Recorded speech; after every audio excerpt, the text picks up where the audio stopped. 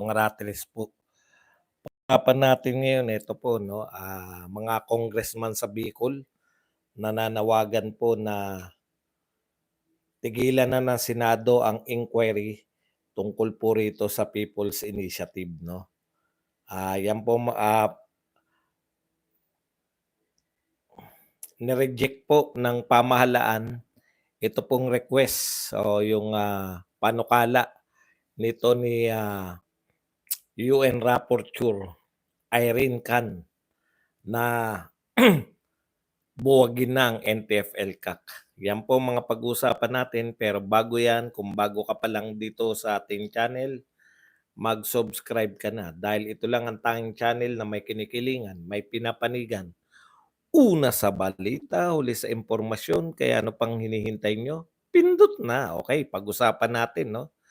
Unahin na po natin tong mga Bicol congressman.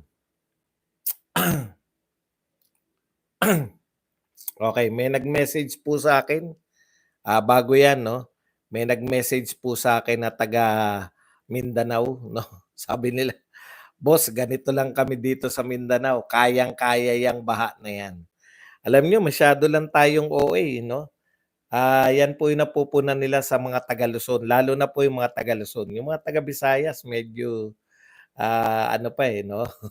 Depende kung sino yung kausap niyo. Pero yung mga taga Mindanao po, hindi po sila marunong may gusto tayong sisihin, eh. Natural calamity po 'yan. Kung kayo po gusto niyo sisihin yung mga Duterte dahil bumaha, wala na po bang baha sa Visayas? Wala na po bang baha diyan sa Luzon? Uulitin ko na naman po, ang tagal ko po nag-aral sa Maynila, eh. 8 taon po akong kolehiyo, nag-aral sa kolehiyo. Iba pa iba pa yung nag-aral ako ng masteral, 'no? 7 taon din yata ako nag-aral ng napakatagal po. Umulan, eh, yung pong tipong nasa classroom ka, hindi mo alam na umulan, paglabas mo baha na. Pero wala pong nananawagan na sisihin yung mga mayor, sisihin yung 'di ba? Buong ang laki pong parte ng, Mindanao yung binaha. Ang alam ko po, yung mga Duterte namuno po ng matagal na panahon sa Davao City. Natural calamity, kaya makikita niyo po, eh. Ngayon ko po napatunayan na yung marami pong mga supporter ni Pangulong Marcos, lalo na po yung mga kakamping at mga dilawan, eh, mahihina talaga kukote. Una, hindi nila alam ang Davao. 'Pag sinabing Davao, akala nila isa lang po yung Davao. Yung Davao City po, yun, iba po yun sa Davao del Sur, Davao del Norte, Davao Oriental, at Davao Region, 'no? Parang ganito po 'yan para mas maunawaan niyo. Sa atin sa NCR, National Capital Region, hindi po buong NCR ay Maynila. Isa lang po yung Maynila sa mga siyudad. So sana naintindihan niyo. Nakakatawa talaga magbasa rito sa ano, eh, style mo bulok badong. Again 'no, sa mga ayaw po sa mga ayaw po sa aking ginagawa, labas na po kayo agad. Bakit niyo pinoproblema yung sarili niyo? Okay, punta na po tayo rito sa panawagan ng mga taga Bicol 'no. Eto, sige pagbigyan po natin 'no. Bicol Solons call for end to Senate inquiry into People's Initiative. No, bakit po nila tinututulan 'no? The current Senate hearings on PI process initiated by private groups long yearning for charter change in which the House of Representatives and its leadership have surprisingly and unfortunately become the subject of inquiry. Okay.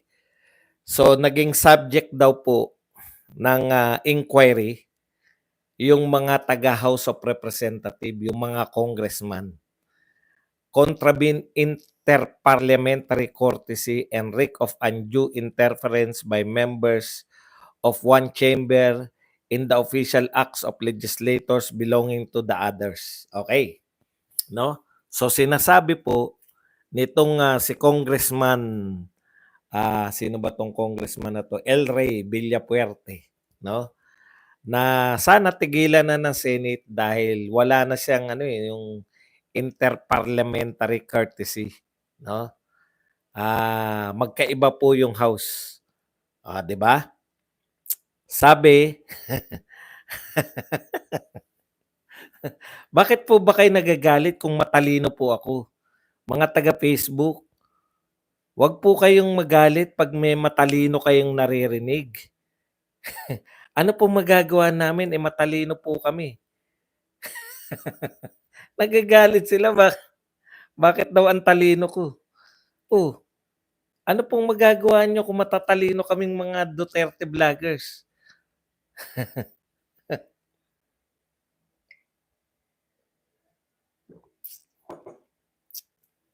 Ito sinabi ng mga taga Davao.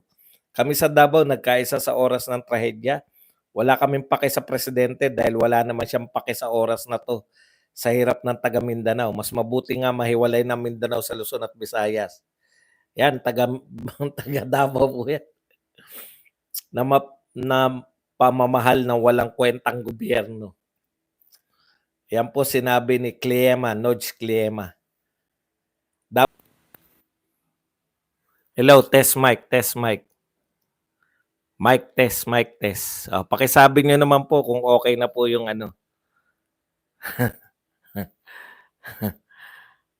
Pakisabi naman po kung okay na. Hindi maniniwala sa mga tao eh. Sasabihan mo ko na bobo. Araw-araw ka narito. Araw-araw ka nanonood. Ano ba naman yan? Di mas bobo ka. Biruin mo. Nanonood ka sa bobo. Ako hindi ako manonood sa bobo eh. Yung araw-araw ka nanonood tapos sasabihin mong bobo yung pinanonood mo. May tama ka. Okay, maraming salamat po. Baka napagod na to. Baka pagod na yung mic na yun. Sinasabi po ni Villapuerte na bakit tila yung tinutumbok ng inquiry ng Senate yung mga congressman. Yun po lumalabas eh.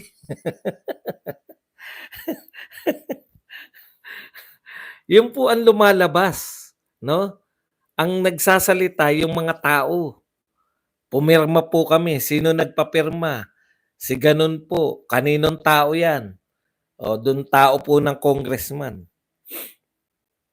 Okay. Yun yung sinasabi namin eh. Hindi talaga po pwedeng hindi kayo ma-involve.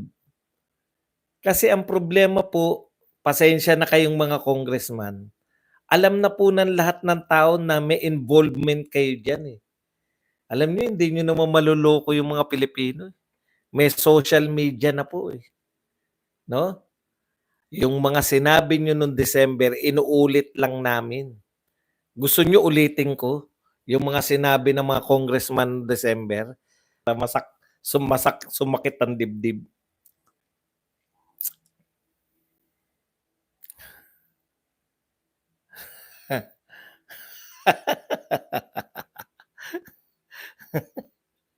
Okay. Pasensya na po kayo nakakatawa tong mga tao rito sa YouTube. Okay, balik na po tayo rito sa sa pag-angal po nito ng mga Bicol congressman.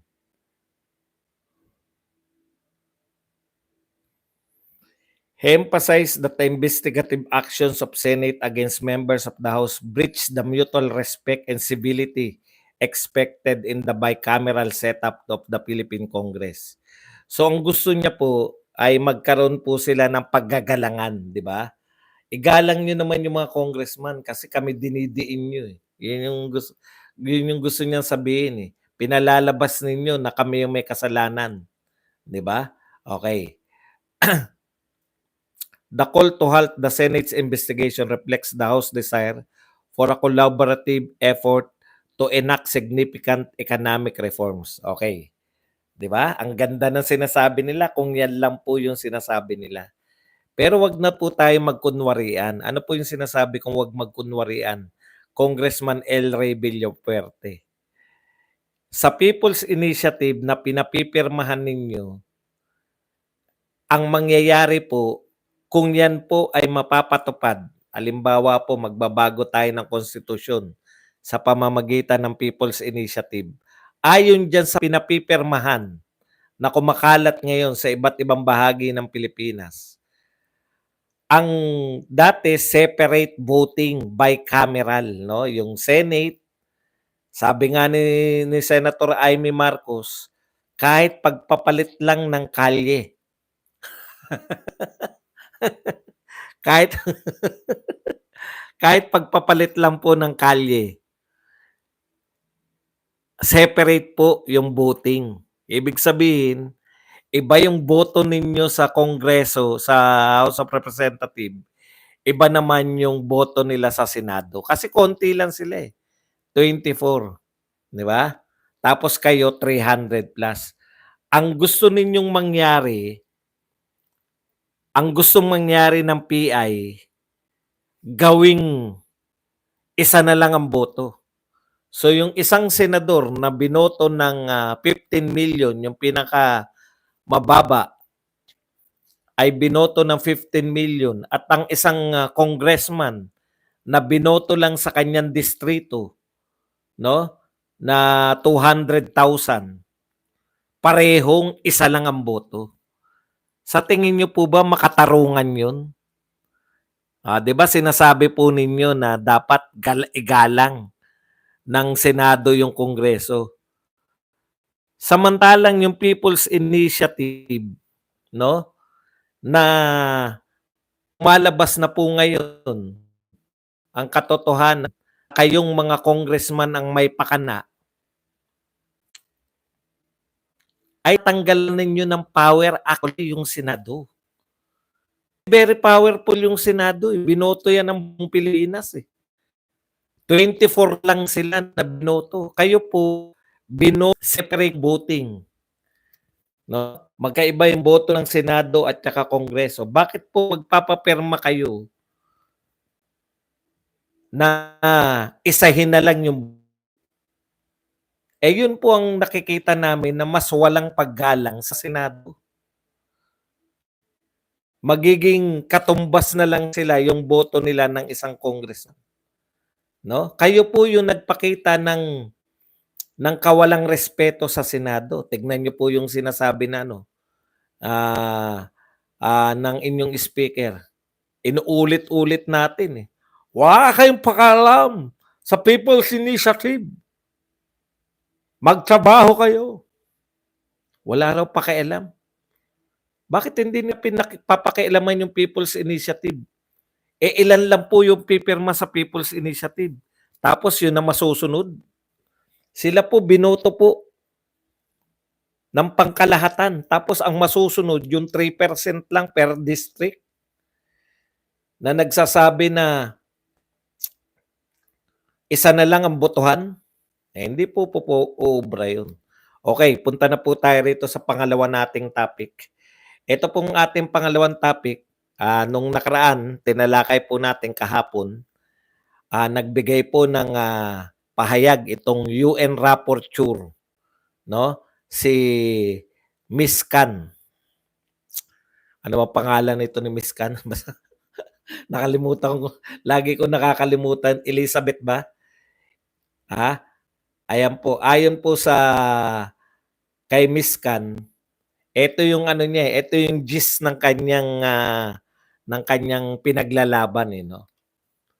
Dahil daw ngayon ay mayroon ng nagsisimula na yung proseso ng peace, yung peace process, no? Nagkakaroon na raw tayo ng peace talk. Irene Khan pala. Okay. Si Irene Khan, pumunta po siya rito, UN rapporteur. Hindi ko po alam kung sino nag-imbita sa kanya. Malamang isa diyan sa mga kalaban ng gobyerno nag-imbita diyan, no? Tapos aral-aral. Ito po ang na-realize ko, eh, no? Pinag-report niya kasi UN naman siya, eh, 'di siyempre kagalang-galang naman. Kaya po lahat na po ng mga, may mga sapaw sa ulo pupunta sa Pilipinas para magkaroon sila feeling nila very powerful sila. Kasi sa ibang bansa hindi nila puwedeng gawin 'yan, eh. Hindi niyo ba nakikita pupunta sila dito didiktahan yung ating gobyerno kung ano yung trip nilang gawin? Okey. Eto po, pinag-aralan niya, kinuha niya yung mga panig, sabi nga ng mga NTF-ELCAC, "Puta binigay namin sa kanya ang lahat ng accomplishment ng NTF-ELCAC." Ano po ba yung NTF-ELCAC? Pinaliwanag daw nila, ano yung tagumpay, ano yung whole of government approach, 'no? Bakit wala na pong insurgency sa maraming lugar, insurgent free na, dahil po 'yan sa NTF-ELCAC. Eh, ibig sabihin, pinaliwanag nila, nagbigay sila ng mga patunay, mga ebidensya, 'no, kay Irene Can, na eto po yung ginawa ng NTF-ELCAC para po matapos yung 55 years naming, problema sa insurgency. In fact, sinasabi nila, eto yung pinakamatagumpay, 'no, pinakamatagumpay na proyekto ng gobyerno laban sa insurgency. Pinaliwanag daw nila, ang tiyaga nilang magpaliwanag kay Irene Can. Kaya nagulat sila nung ang laman ng rekomendasyon ni Irene Can ay buwagin yung NTF-ELCAC. At ang hindi pa katanggap-tanggap ayon dito sa mga taga-NTF-ELCAC, ah, pinaliit ni Irene Can yung NTF-ELCAC na mga red tagger lang. Yun lang po, parang parang ang papel lang po ng NTF-ELCAC ay ano, mag-red tag lang. Nawala na po yung mga ni-report nila. Ang pinakinggan po yung mga nagsasabing ni-red tag sila. Tapos ang rekomendasyon na kaagad, buwagin na yung nagre-red tag na NTF-ELCAC. Ano po ang nakakatakot dito? Ang nakakatakot dito, kung si Tatay Digong po ang presidente, mumurahin lang yan. PI ka, huwag ka nang babalik dito. Irene Can, tsaka ka na. Huwag ka nang pupunta rito. Huwag kayong makialam sa'min. 'Di ba? Nilulutas natin yung problema natin, wala po silang tulong na binigay laban po sa insurgency. Kusa po tayo mga Pilipino naglulutas ng sarili nating problema. Tapos papasok sila dito, may preconceived notion na sila. Tanong niyo nga po, bakit po narito 'yan? Ano yung purpose niya? Ngayon alam na natin kung ano yung purpose.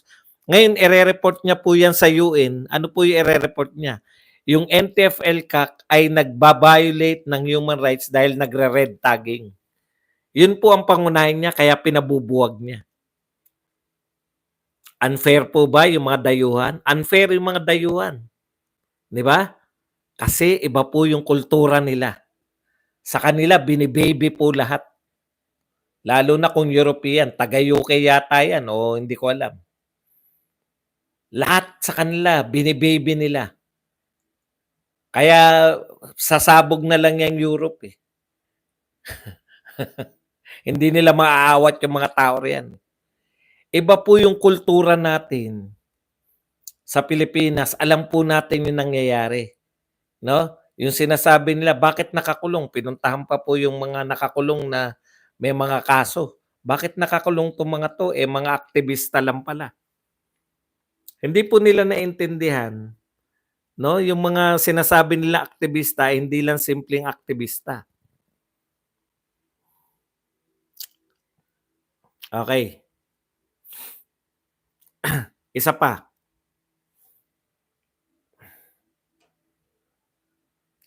Yan din po ang dahilan, alam ko marami na po sa inyo naunawaan na ngayon, bakit tayo tumututol sa ICC. Kasi bago sila pumunta rito, may preconceived notion na sila na masama yung ginawa ni Duterte. Dito po sa iba po yung kultura natin sa kultura nila, eh. Si Duterte po gusto pong iligtas yung mga biktima ng mga adiksyonnes.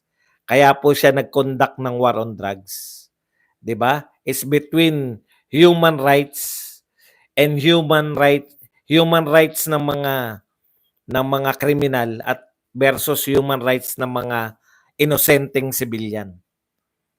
At namili po si Pangulong Duterte na pipiliin niya anytime yung inosenteng sibilyan laban sa human rights ng mga kriminal.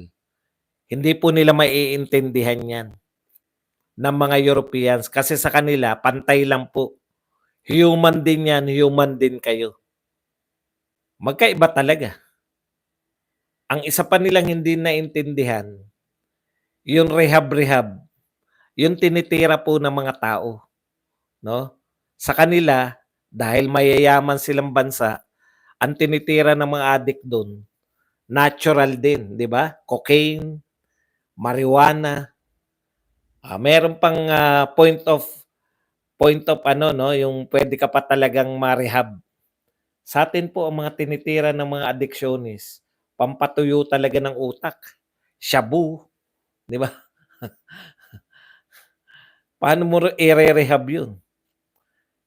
'Yun po yung sinasabi natin na danger na yung magdidikta sa'tin, yung iba po yung kanilang culture. Totoo po, iba po talaga sila, 'no? Kaya sa kanila ang pagpatay, kahit nililigtas mo pa yung mga inosenteng sibilyan, pagpatay pa rin 'yan. Ano ba yung ano, yung meron akong nakitang ano, eh, yung firefighters magre-rescue kasi sa Amerika kasi ano, eh, eto po pinakamagandang halimbawa. Yung firefighter, yung mga bombero, kasama kasi sila pati po kasi pagre-rescue gawain po 'yan ng mga bombero. Dito sa atin, ang alam ko bombero tagapatay lang ng sunog, eh. Pero sa kanila pati yung mga rescue, bombero, eh. Nag-illegal park dun yung bombero dahil nagmamadali, hinuhuli po habang nagre-rescue sila. Alam niyo kung ano dahilan? Dahil nag-parking yung bombero, magiging ano po 'yan 'pag may emergency, nakaharang siya sa mga tutugon sa emergency. Eh, yun na nga yung emergency, sila na nga yung tumutugon, eh. Alam niyo po yung ibig sabihin? Gano'n po, eh, sa kanila, hindi nila maintindihan yung ginawa ni Pangulong Duterte na niligtas niya yung mga laging nabibiktima ng mga adiksyones. Yun po kaya po tuwang-tuwa hindi ba nila naisip bakit very popular si Pangulong Duterte sa mga tao sa Pilipinas? O kaya ganyan po 'yan. Ganyan din po kung papaano po mag-isip 'tong UN rapporteur na ang mas importante sa kanila kaysa malutas natin yung problema natin sa NPA, mas importante sa kanila yung hindi mo sila nire-red tag yung mga kakampi. Ay, ni-red tag kami, naku, against sa human rights. Kasi hodang meron pa rin tayong problema ng NPA, wag mo lang i-red tag yung mga kakampi ng NPA dahil hindi sila NPA. Yun ang importante sa kanila, 'no, yung masaktan yung damdamin. Eh, paano po yung ano, paano po yung nasasaktan na nababaril na namamatay dahil po sa insurgency? Eh, hindi nila maunawaan 'yan kasi wala naman silang problema ng insurgency. Meron po ba sa UK, sa Europe na, grupo na NPA? Hindi po nila maunawaan 'yun, eh. Ang nauunawaan nila, eh, putya sa kanila. Kita niyo po, papaano nila maunawaan 'yan? Sa kanila 'pag tinawag kang he at gusto mong tawagin kang she, away na sa kanila, eh. Nalalabag na yung karapatan mong tawagin ang sarili mong she. Pronoun lang sa kanila matindi na galit nila, eh.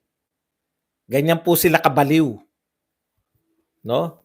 'Pag yung sinabi, dineclare niya na may bigote, nakasuot pang babae, ako ay babae, kinakailangan mo igalang na siya ay babae. Yan po ang pinagmulan nila. Yan ang magpapasya sa atin kung anong gagawin natin dito sa Pilipinas. Eh, yung pronoun nyo nga hindi nyo maintindihan.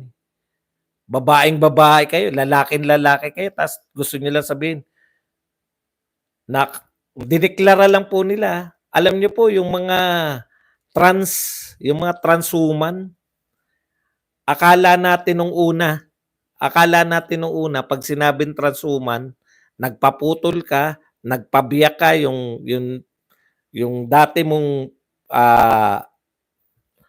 yung sa pototoy mo, yung lugar ng pototoy mo, pinagawan mo ng ano, kaya ka transwoman. Hindi po pala. Sa Amerika at sa Europe, 'pag sinabi mong woman ka, yun na, yung transwoman, kahit may lawit ka pa. Yan, ganyang mga tao ang magpapasya sa ating justice system. Sa kanila po, katanggap-tanggap yan. Tanong ko sa inyo, sa kultura natin, may lawit yang tao, iihi sa SM na pambabae. May lawit siya, iihi sa pambabae dahil dineklara niya na babae siya. Uubra ba sa atin yun? O yun po ang kultura nila. Tapos sila yung magpapasya rito, no? Yung ganong kultura, sila ngayon yung magpapasya kung anong nararapat sa atin. Kaya sakit na sakit sila. Ni-red tag kayo, kawawa naman kayo. Dapat ipatigil na yung ano na yan. Ipatigil na yung NTF-L CAC na yan. Naku, tinawag ba kayo? Red tagging yan. Naku, kawawa kayo, kawawa. Kawawa raw. Kawawa yung mga nare-red tag. Eh, paano yung problema namin ng insurgency? Wala silang pakialam dun. Pumatay man niya, magkapatayan man araw-araw, basta ang concern lang nila, huwag nyo silang i-red tag. Kasi papatanggal namin kayo. Yan ang magpapasya sa atin. May kulturang igagalang mo. Sinabi, babae ako. Kahit meron akong malaki pa ari ko sa'yo, babae ko. O, ganun po kultura nila. Sino po yung mga taga-Europe dito at taga-Amerika? Ginagalang po sa kanila yung mga utak ng baliw. Dito po sa atin, baliw po yung may utak na ganyan. Sa kanila, hindi. Yan ang normal sa kanila. Tapos sila magpapasya sa atin. O Habilio, magsalita ka.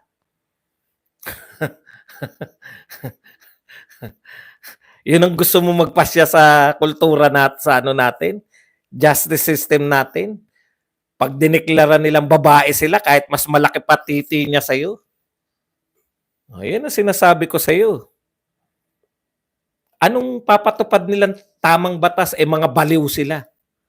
Hindi po normal yung utak nila sa atin, di ba? Oh, yun po yun eh. Kaya different culture, iba po yung valuing natin sa valuing nila. Tapos ang ginagawa nila, dahil sila po European, sila po yung mga Amerikano, sila po yung mga puti, pupunta dito, didiktahan tayo. Oy, kayo nga, buwagin nyo na yung NTF-L CAC nyo. Nasasaktan tong mga tinatawag nyong ano, nire-red tag nyo. Masakit sa damdamin nila, nilalabag nyo yung kanilang karapatan. Nilabag yung karapatan. E paano yung mga gusto naming mabuhay ng desente? Matapos na yung barilan, matapos na yung gera sa kanayunan. Eh wala kaming pakialam dyan sa gera. Ang concern namin yung damdamin nitong mga to. Tinawag nyo sila, hindi naman sila. Tinawag yung pulahan, hindi naman sila kulay pula. Yun po ang concern nila, yung mga tawag-tawag. Sa atin po wala yun eh. 'Di ba? Sa atin, if you talk like a duck, if you quack like a duck, if you walk like a duck, you are a duck. Sa kanila, ang dami. Kahit meron kang mas malaki pa yung pototoy mo kaysa kay Badong. Pag dineklara mo na ikaw ay babae ako, baka kinakailangan babae siya. Kinakailangan nating igalang yan. Igalang, tubuhin nyo yan para matino. Iihi na ngayon. Saan po kayo pupunta? Iihi ako, babae ko, eh. Babae ka? Tubuhin niyo. Titino yan. Yun ang kulang sa kanila, eh, palo. Iba yung kultura nila. Tapos sila magpapasya sa'tin, yan ang problema. O ano pa, tignan niyo, marami tayong pinasunod nila tayo sa mga mali. Matagal na po yung mga Ilocano, matagal na po diyan sa Baguio, matagal na po yung mga Igorot kumakain ng aso, culturally. Dumating yung mga ano, "Ay bakit niyo kinakain yung mga aso? 'Di ba ano 'yan, pet namin 'yan, eh, tapos kinakain niyo." "Ah, gano'n ba? 'Di gagawa kami ng batas na bawal ng kainin ng aso." Tignan niyo. Pero may nag-question ba sa kanila? Bakit kayo kumakain ng baka? Hindi niyo sila puwedeng questionin. Kasi lahat ng culture nila, lahat ng kanilang pananaw, tama lagi. Bakit 'pag nagpoprotesta kayo nakahubad yung mga babae niyo nagpapakita ng dodo? Ako hindi ko tututulan yun, pero aanuhin ko sila, pipigilan ko, "Uy, stop it! Stop it! Don't do that! Don't protest!" Ilan ang nagpo-protest? Sa'tin puwede ba yun? Hindi po pupuwedeng i-apply niyo yung ang tawag po diyan cultural imperialism. Yung mga pananaw ninyo ayaw niyo nasasaktan sa salita, "Ay tinawag silang pulahan. Ay, human rights." Human rights yung mukha niyo. Eh, paano po yung mga kaguluhan po sa ano, sa ambusan, yung mga engkwentro po ng militar tsaka ng mga rebelde, paano po yun? "Ay wala kaming pakialam diyan, ang concern namin yung nasaktan sila, tinawag niyo silang pulahan." Marami po silang ginagawa na hindi katanggap-tanggap sa'tin. Pero bakit sila ang dapat magpasya, 'di ba? Pucha ang dami ko na nakitang nagpoprotesta nakahubad. Katanggap-tanggap ba sa'tin 'yan sa tingin niyo?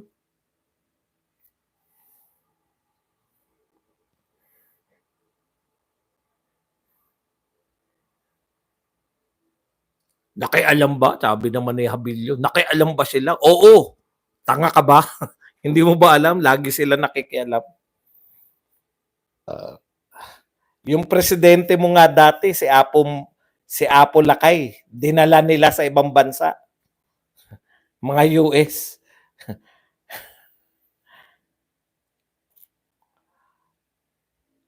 Alam niyo po, iba po yung UN rapporteur, iba po yung United Nations. United Nations, okey po 'yan, eh, gusto natin 'yan, eh. Yung rapporteur, ayaw po natin yung pucha ba't kayo rapporteur wala sa totoo lang po, maraming problema ng ibang bansa. Punta kayo sa Ukraine, punta kayo sa Israel, dun may pakinabang kayo dun. Dun niyo sabihin, "Ay bawal 'yan." Bawal niyo silang sabihan. Sabihan, puta pinapatay ng mga tao ro'n, eh. Wala po sila sa ano, eh, realidad ng buhay. Ako kasi yun ang gusto kong alam niyo, ayan si ano, si Amik taga-Europe 'yan, taga-UK 'yan. Oh, 'di ba?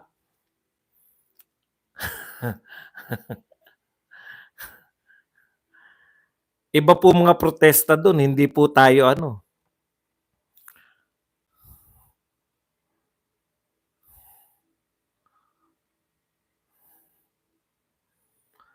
yung different culture, ini-impose nila yung culture nila sa'tin. Ewan ko nga, eh, sa totoo lang, dapat nire-resist natin 'yan, eh. Kumakain kami ng aso bago niyo kami nasakop. Nung nasakop niyo na kami, porket hindi kayo kumakain ng aso, pagbabawal na. Wala po akong makaing aso sa Baguio City. Nung dati, noong araw, Sa Baguio City, mga karinderya, may aso ko nabibilhan, kakain ka ng aso, isa yan sa mga dinadayo ko, mga pagkain. Wala na ngayon, bakit? Bawal na eh. Bakit pinagbawal? Eh, culture natin yan.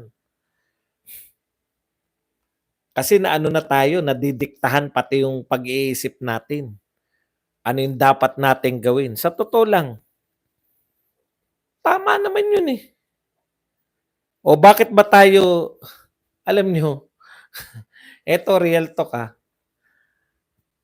Yung mga Europeans sa mga Amerikanong puti, ano ginagawa sa beach? Bakit sila nakahilata dyan? Anong ginagawa nila sa beach? Nagsa-sunbathing. Bakit? Masyado silang maputi. Hinahabol nila yung kulay natin. Pero tayo naman, putya, umiinom pa tayo para pumuti. Nagpapatan sila. Tayo baliktad. Gusto natin pumuti. Ayaw natin maaarawan. Di ba? Baliktad eh. Putya, nung nasa Boracay ako nung nakaraan eh. Mga Europeans, ang babata, sangkatutak, mga 20 piraso. Putya, nalula ako. Pagkat tinitignan ko lang yung sunset, biglang naghubara na sa mga harap ng camera ko. Walang pakialam eh. Ayos yan.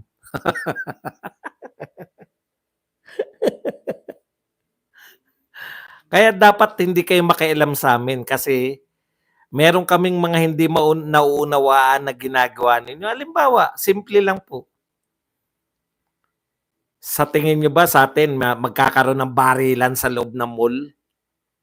Paano magkakaroon ng barilan? Eh, kita nyo naman yung mga gwardiya natin sa SM. Disabog lahat. Sa tingin nyo ba may looting na magaganap sa atin sa SM? Merong mga tao pupunta, kukunin yung mga malalaking TV, lalabas lang. Sa tingin nyo, mangyayari dito sa Pilipinas yan? O bakit po hindi nila mapigilan yung looting sa bansa ninyo? Papasok yung mga tao, kukuha ng malaking TV, wala kayong magawa. Bakit? Wala kayong gwardiya, wala kayong baril. Dito mo gawin yan. Kung pupunta ka sa SM, magkukuha ka ng tapos wala kang pakialam. Ano sa tingin nyo mangyayari? Nakita nyo yung mga gwardiya sa SM, kung ano yung baril nila, disabog. Para maunawaan ng lahat na bawal ka magnakaw sa SM. Kultura yun eh. Sa inyo, hinahayaan nyo yung magnanakaw kasi may human rights. Puta, pag sinaktan mo pa yung magnanakaw, madedemanda ka pa eh. Bakit mo binugbog? Eh, ninanakaw po yung TV namin eh. Puta, human rights yan. Human rights? Ninanakawan ka na, human rights? Dito mo gawin sa Pilipinas yan. Bakit sila ngayon na magpapasya? Eh, may mga sapaw sila sa utak. Diba? Nakaw dito, nakaw dun, oh. Ang tatapang ng mga tao, kukuha ng mga TV, walang pakialam, oh.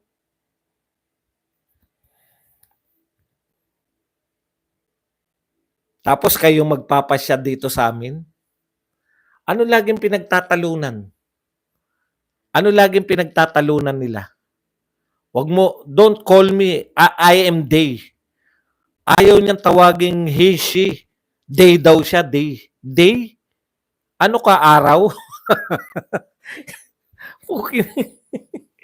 Hindi na siya she. Hindi na he. They daw siya. Mag-isa lang siya, they. Sabi ko, masasama ang mga sapaw ang utak. Umaangal yung mga manlalangoy ng Amerika, yung mga babaeng manlalangoy. Bakit? Eh, merong transwoman, siya na nagcha-champion ngayon. Putya, transwoman, malaki etits. Naliligo daw sila. Yung mga babae palang swimmer, naliligo ng sabay-sabay na nakaubad. Nakiligo daw sa kanila na hubot-hubad din. Ang laki daw ng barote. O yan ang normal sa inyo?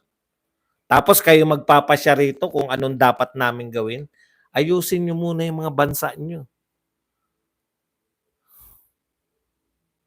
'Di ba nabalitaan niyo 'yan?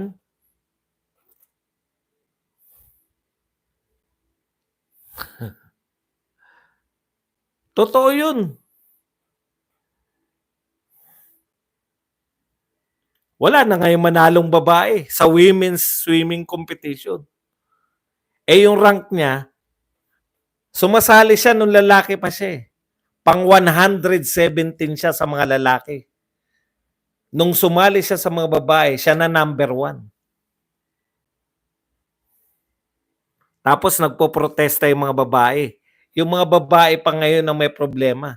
Ano, may termino sila, eh, yung wala silang ano, yung, nakalimutan ko kung ano yung tawag diyan, yung kinakailangan mo ano, tanggapin yung katotohanan na, puta ang laki ng 'di ba?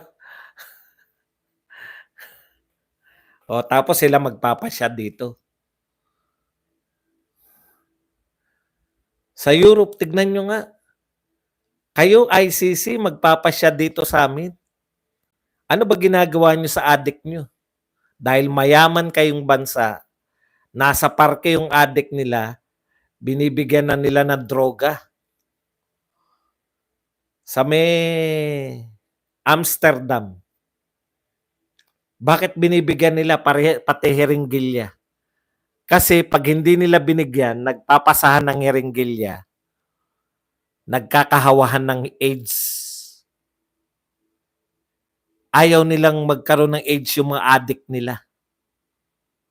Putya. Kaya sinusupplehan nila ng mga droga dun sa isang parke. Libre droga. Kanya-kanyang herenggilya para daw hindi maghiraman. Baka kasi may AIDS yung isa, mahawa sila lahat. Concern. Concern sa citizen. Yan ang concern nyo. Kaya hindi nyo maunawaan kung bakit nagwa-war on drugs.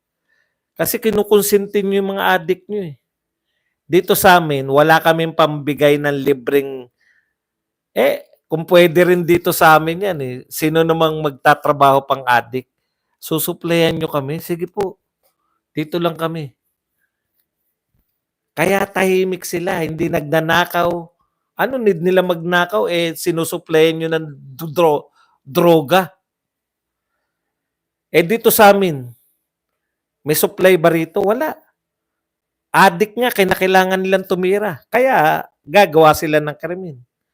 Kaya hindi nagkikrimen sa inyo yung addict kasi sinusuplayan nyo. O tapos, pag nilalabanan namin, pag may war on drugs kami, masama sa inyo? Sino mas masama sa atin? Yung ayaw konsintihin ng droga o kayong konsentidor?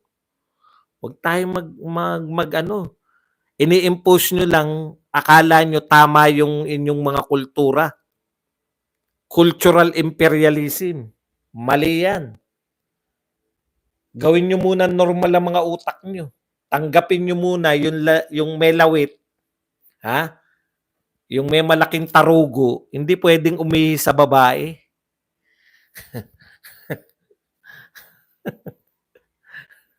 Kinang saka nakakita. Kami ni Amik, 2.5 inches lang kami, galit na eh. Sa kanila, yan lang po ang ating topic. Pwede na kayong magtanong. Pwede na magtanong. Iisa pang babae, putang laki-laki na.